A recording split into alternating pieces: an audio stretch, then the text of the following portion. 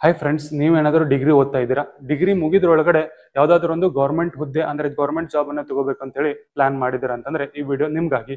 So ಮುಂದಿನ ತಿಂಗಳು ಅಂದ್ರೆ ಅಕ್ಟೋಬರ್ ಅಲ್ಲಿ SSC GD ಯ 50,000ಕ್ಕಿಂತ ಹೆಚ್ಚು ಒಂದು ಪೋಸ್ಟ್ಗಳ ನೋಟಿಫಿಕೇಶನ್ ಬರ್ತಾ ಇರುವಂತದ್ದು. ಸೊ ಆ ಪೋಸ್ಟ್ಗೆ ನೀವು ಯಾವ ರೀತಿ ತಯಾರಿ ಮಾಡಬೇಕು, ಏನೇನ್ ಬೇಕು ಅನ್ನೋದ್ರ ಬಗ್ಗೆ ಇದರಲ್ಲಿ ನಾನು ನಿಮ್ಗೆ ಹೇಳ್ತೀನಿ.